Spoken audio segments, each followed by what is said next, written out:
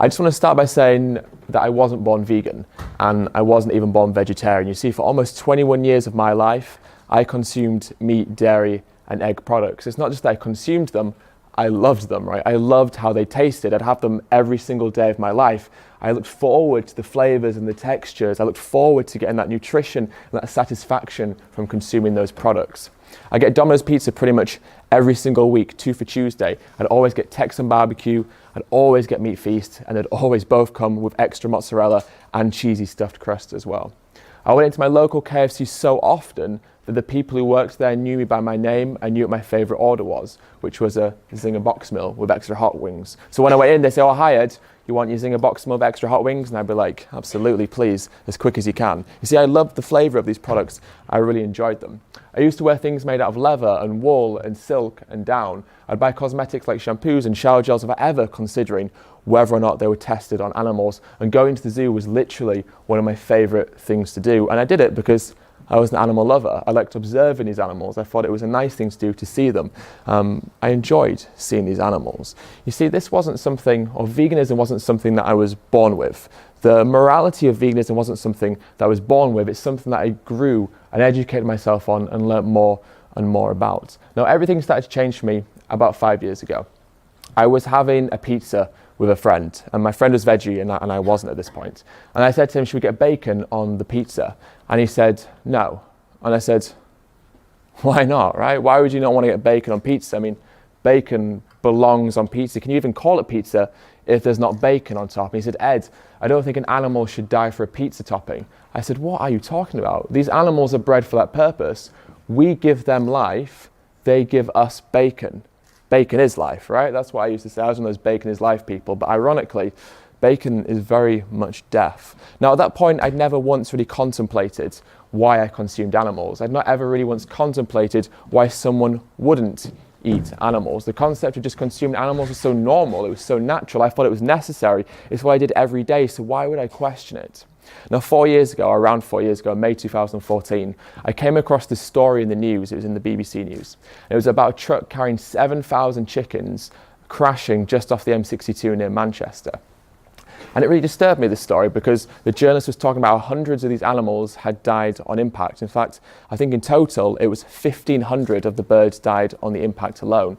But what disturbed me even more was that there were hundreds more of them that were alive. But they were mutilated. They had broken bones and broken wings. Their faces were literally hanging off, and I saw pictures of it. Their faces were hanging off, their combs were hanging off, their beaks were hanging off, and they were alive.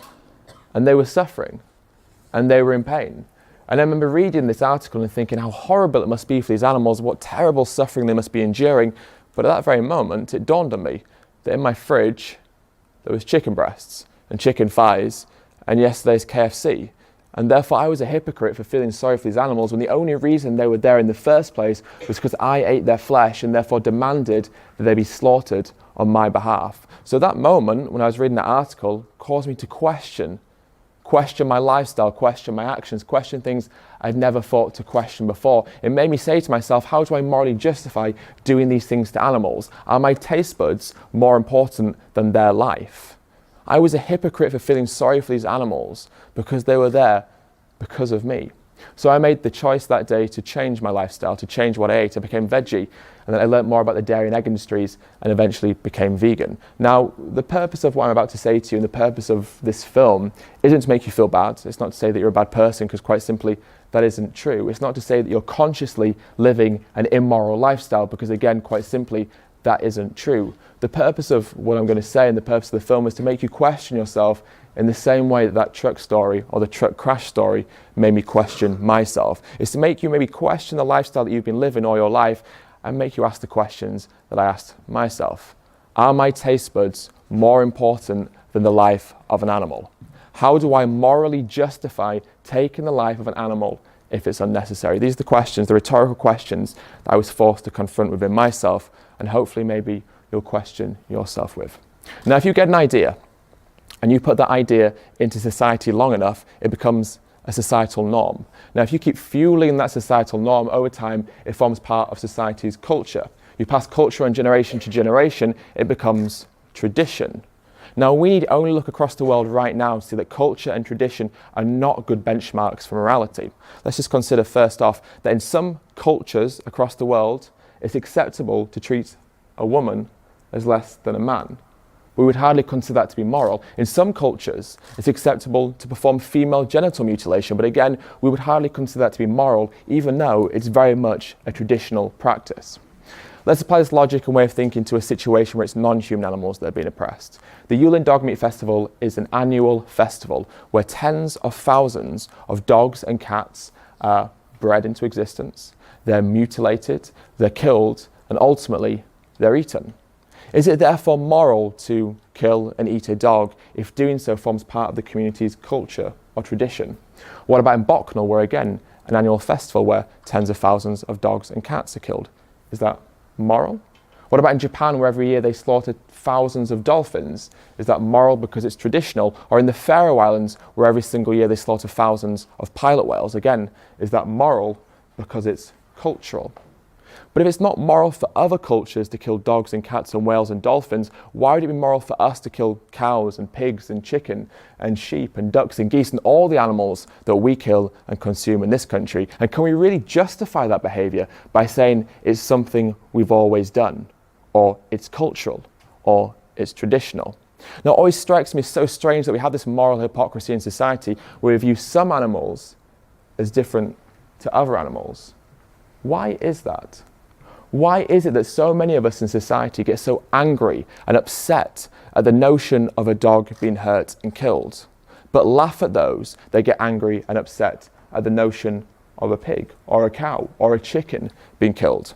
The Winter Olympics were just on in South Korea, and I found it so jarring because people were outraged that in South Korea they have a dog meat trade.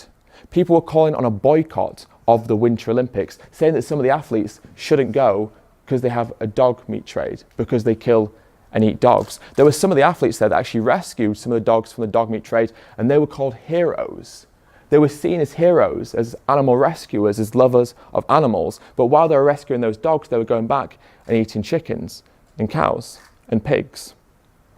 Why is it that we have this moral distinction? After all of these animals are alive.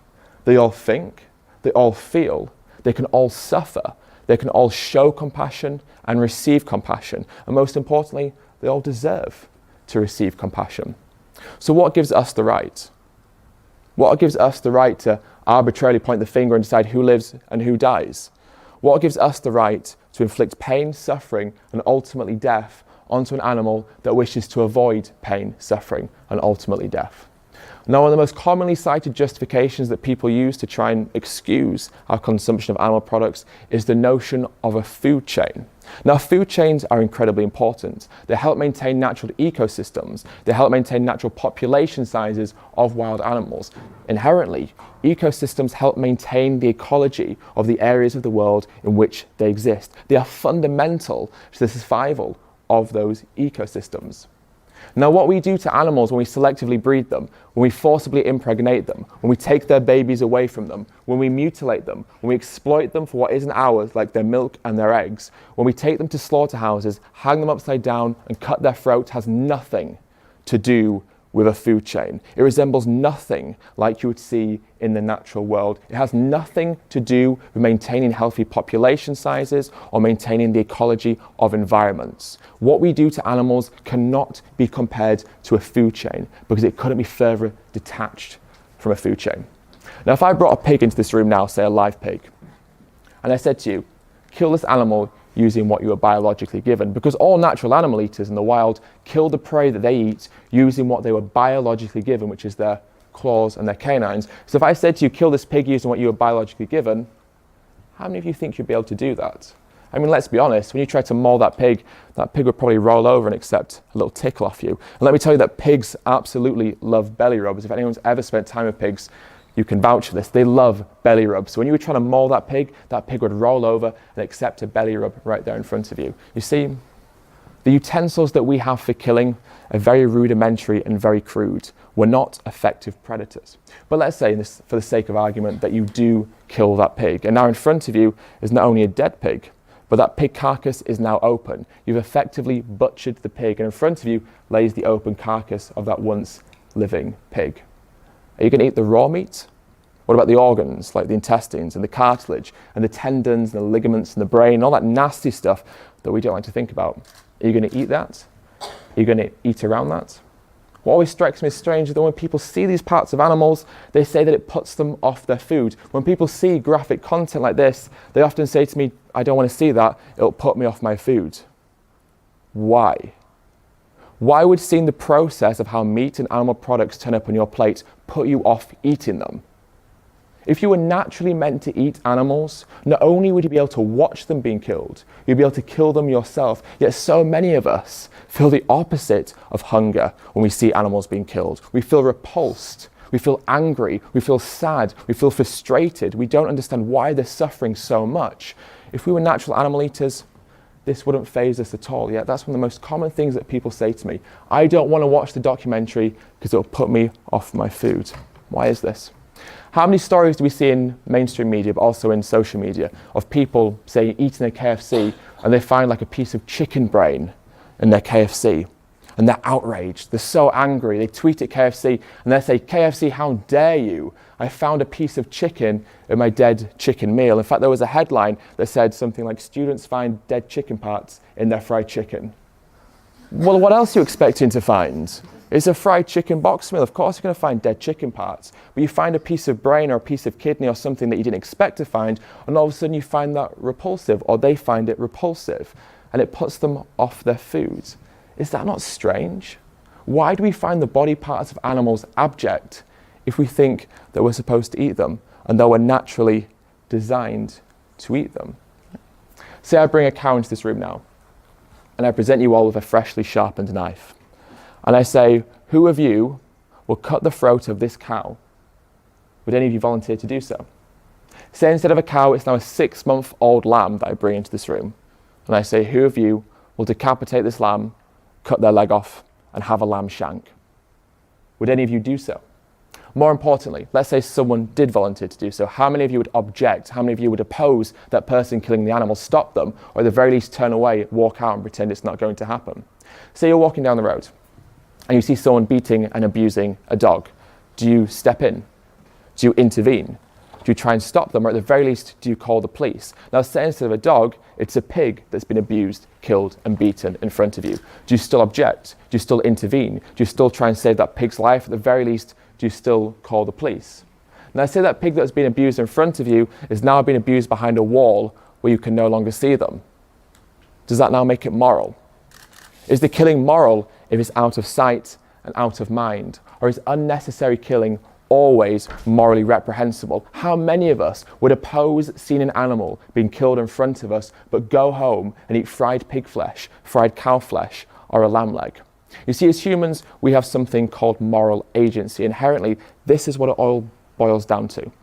Now, moral agency means that we are able to make decisions based on a notion of right and wrong. But importantly, it means we can be held accountable for the decisions that we make. Now, animals in the wild can't be held accountable for the decisions that they make. That's why lions and tigers and bears are not good role models for our morality. They kill out of necessity. They're obligate carnivores. They have to eat animal flesh to survive. We don't. And because we don't, our moral agency dictates that we are obliged to do or to purchase the product that contains the least amount of suffering. But it also means that if we choose to buy a product that contains suffering, we can and we should be held accountable for the action that we make. I want to do a little thought experiment. And the thought experiment goes, there's a cot with a baby in it. And with this baby in the cot, there's a live bunny rabbit and a strawberry. Which one does the baby eat and which one does the baby play with? Think about it this way. The FBI states that most serial killers began their life harming animals when they were children. Ted Bundy harmed and abused animals when he was a child. Jeffrey Dahmer harmed and abused animals when he was a child. Why is it that leading criminologists and psychologists look at children who harm animals when they're young as potential red flags for humans who may one day grow up to harm other humans? After all, a lion teaches their children to kill. A tiger teaches their children to kill. A jaguar teaches their children to kill. And yet for some reason, we discourage our children from killing. Why is this? because it goes against our innate compassion. Now imagine in that cot, imagine if the baby tried to eat the bunny rabbit, right? We think, well, that child should probably be looked after, right? We think there's something wrong with the child if they went to eat the animal. And yet when they grow up, that's precisely what they do. They eat the animal, right? So why is it that we don't like to see children harming animals? Now imagine if every child that was born into this world, imagine if they were taught that the life of a chicken should be valued with the same respect that we give to the dogs that we cherish in our home, or indeed even to our own self. Imagine if every child that was born into this world was told to view the life of a fish in the ocean, a fish they'll never meet, a fish whose life may seem inconsequential. Imagine if that child was taught that that fish should be allowed to live their life without human-inflicted pain and exploitation. How would that child ever grow up to harm or oppress another human based on entirely superfluous and irrelevant reasons like race or sexuality or ethnicity or whatever ridiculous reason it is that we choose to oppress each other over? How would that child ever grow up to harbour hatred to other humans if they were taught that all life was precious, that all life should be treated with respect, dignity and compassion, and should be allowed the basic fundamental right to live that life? Now, the animal agriculture industries, they know that what we see in this footage and that what we see online is shocking and that it upsets us and that it offends us. That's why they don't show us the truth. That's why they give us marketing labels and ploys to distract us from the reality of what is really going on. Now, one of the best examples of this is free range. This is something that I used to really buy into. I thought that buying free range eggs was an ethical thing to do. You see, when we see a box of free range eggs in the supermarket, what we do is we attribute our ideals of freedom onto that box of eggs. Now, freedom to us means being able to live the life that you want to live, do the things that come naturally to you, spend time with your friends and your family if that's what you want to do. But most importantly, freedom to us means living without fear, living in peace, living in harmony, living without oppression, without injustice, living without pain. So when we see that box of free-range eggs in the supermarket, we say those hens must have lived a good life. They must have done the things that came naturally to them, spent time with their friends and family if that's what comes naturally to them. But most importantly, we say those hens lived a life without oppression, without injustice, without fear, and without pain. We know that that is not true. We know that that is a lie. We know that free-range hens come from hatcheries where the males are gassed and macerated as soon as they are born. We know that the female chicks are often debeaked and placed into barns where they barely have any room to move and where many will never see the sunlight or breathe the fresh air until the day that they die. We know that all free-range hens end up in a slaughterhouse with a knife being pulled across their throat. Make no mistake, there is no freedom in free range. There's another thing we get told, humane slaughter. It's acceptable and moral to kill an animal if it's done in a humane way. So I could ask you the question, how do you humanely take the life of an animal? But instead, let's think about it. The word humane means having or showing compassion or benevolence. So instead of me asking you that question, let me rephrase it a little bit and ask you, how do you compassionately, benevolently, or humanely take the life of an animal that does not want to die for an unnecessary reason? You can't.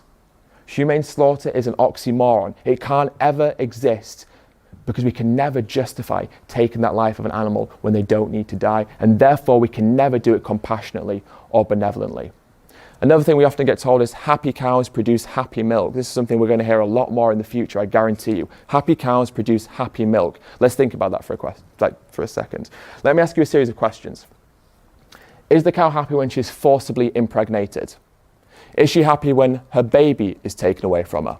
Is that mother happy when her baby is taken away from her? Is that mother happy when she's exploited for what she naturally produces for her child?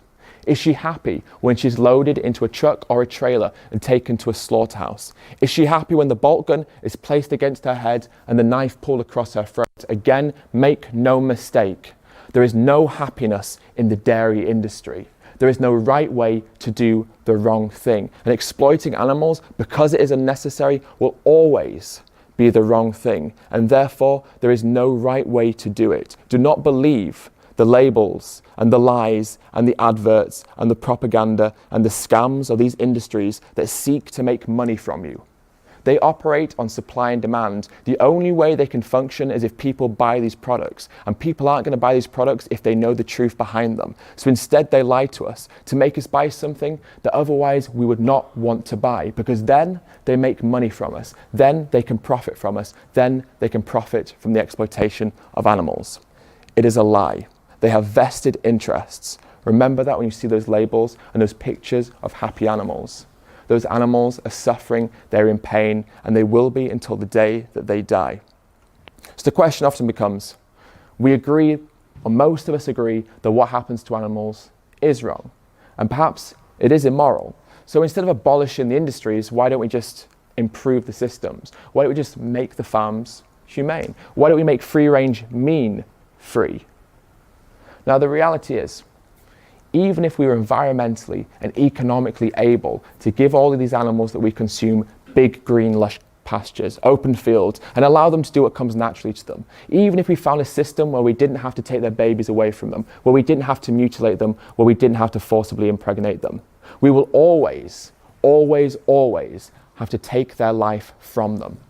That is a reality of animal exploitation. No matter what industry, their lives will always be taken away from them. And because of that, it's irrelevant what quality of life we give them. The moment that we take them to the yard or to the slaughterhouse to take their life, that is abuse, and it cannot be morally justified. Do not buy into welfare.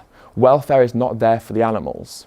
It's there for us, to ease our conscience. You see, the animals don't care what labels they're given on the packets of flesh and secretions in a supermarket. They don't care if they're labeled organic or grass-fed or corn-fed or high welfare. Those labels do not safeguard the animals. They make us buy the product.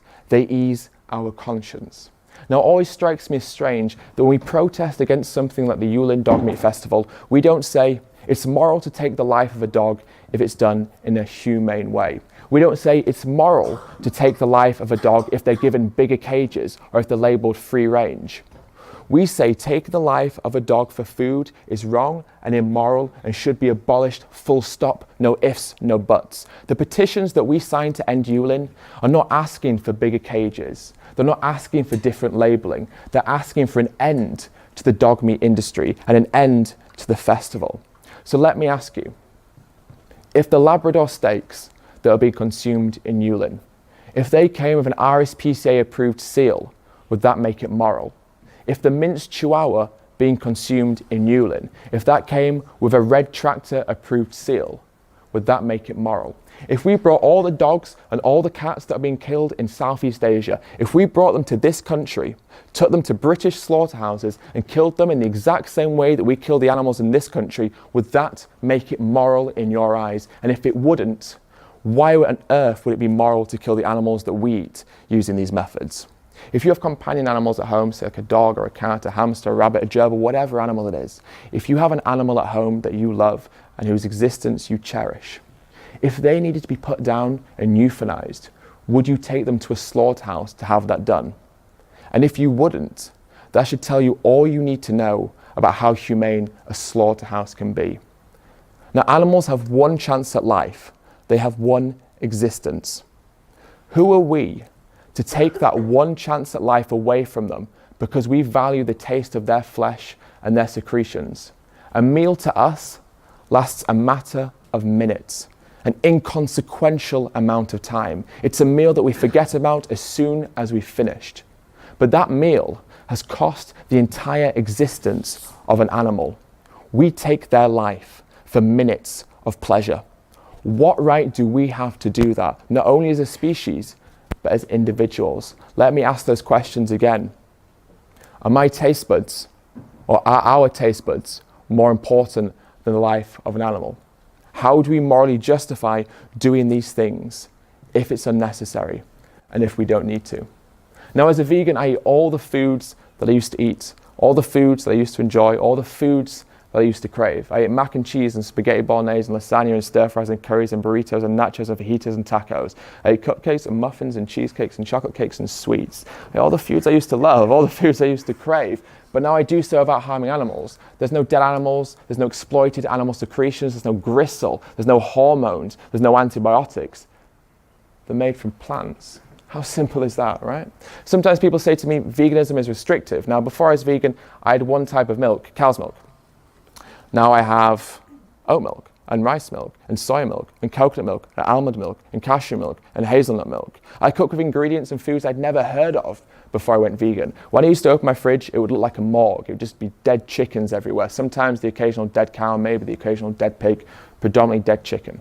Now when I open up my fridge, it's a garden. There's so many colours. There's such a beautiful array of foods I look forward to cooking. Going vegan encouraged me to reinvent the ways that I cooked, cook with ingredients I'd never heard of, and because of that, I enjoy my food so much more than I ever did because it allowed me to reinvent my culinary experience and explore flavours I'd never considered as being something that I should eat.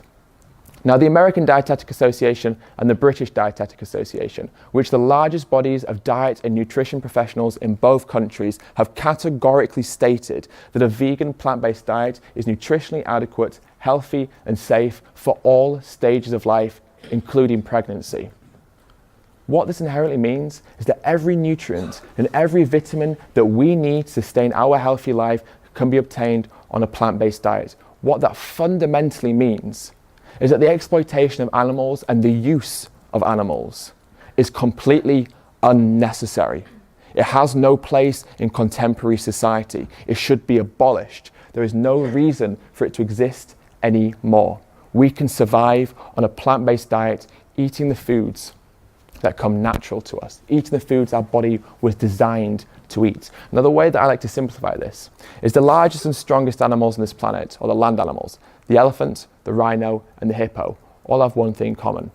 They're herbivorous. And hippos, ironically, have the largest canines of any land animal on this planet, and they are herbivorous. Okay, so that kind of lays to rest that myth that our canines provide us justification to tear flesh because the largest canines belong to a herbivore. Now, gorillas share 98% of our DNA, and their digestive tract is almost identical to ours. And apart from the occasional insects, again, they're herbivorous. Now, I'm not saying that we're gorillas or rhinos or hippos or elephants, but what I'm saying is that we do not need to eat meat or animal products to be strong and healthy. There's that expression that goes, man eats meat to be strong like an ox, forgetting that an ox eats grass. We do not need to eat animals to be strong. Now, if it wasn't so cruel, it would almost be ironic, but it is incredibly cruel. Our leading diseases and illnesses that are currently affecting Western society, they've affected my loved ones, in fact. Things like heart disease, certain forms of cancer like breast and prostate and colon, type 2 diabetes, osteoporosis, dementia, hypertension, strokes. All of these diseases and illnesses can be massively attributed to our consumption of animal products. What is so important to note is that a simple switch to a plant-based vegan diet can not only prevent them, it can in fact reverse and treat some of them as well. There are people all over the West right now reversing and treating their heart disease and their type 2 diabetes by simply switching from animals to plants, from animal proteins to plant proteins, from the foods that kill them to the foods that add quality and quantity to their life. Animal agriculture is also responsible for causing some of the worst environmental calamities that we are currently facing as a species. It's responsible for more greenhouse gas emissions than the entire transportation system combined. It's responsible for up to 91% of Amazon rainforest destruction. It's also responsible for things like topsoil erosion, land desertification, and oceanic dead zones, which are vast areas of the ocean that are devoid of all life. In fact, some scientists predict that by the year 2048, we could have fishless oceans. In our lifetime, we could have fishless oceans. Animal agriculture is responsible for the fact that we are in the next largest mass species extinction. Make no mistake, there is not a single living being alive on this planet today that is not negatively affected by our consumption of animal products. So I could ask you the question again. Are our taste buds worth more than the life of an animal? But that doesn't even cover it all. The question should be, are our taste buds not only worth more than the life of an animal, worth more than our own existence, worth more than the life of this planet, and in essence, worth more than every single living being on this planet? What sort of future Do we want to leave behind for our children and our grandchildren? Do we want there to be a future left for our children and our grandchildren? The information is out there. The United Nations has stated that to avoid the worst effects of climate change, the world needs to shift to a plant-based diet. That's not a vegan activist telling you that. That's not a vegan organization. That's not vegan propaganda. That is the United Nations making a very stark and honest comment to people. So if you do not change the way that you live, and it is such a simple change, we will be the ones to feel the consequences. We will be the generations that feel the consequences of the actions that we make today. So I want to leave you with this series of questions. With the abundance of information that we have at our disposal every single second of every single day, with the fact that we can get our phones out and our laptops out and access not only this footage, but information that is unbiased and impartial, information that shows the truth about the health consequences of animal products, information that shows the truth about the environmental consequences of animal products, information these industries want to suppress. Is the fact that we can access that information, does that mean that we have the moral imperative to start asking ourselves questions? Like, is it time for me to make that change? Can I still claim to be willfully ignorant? Can I still bury my head in the sand and pretend that my actions do not have a negative consequence on others? Or do we have to begin to accept that every purchase that we make, no matter how inconsequential and small it may seem, has a profound effect on the lives of others? That every purchase we make in a supermarket is voting for a different world, a world where animals are still abused, or a world where animals are no longer abused.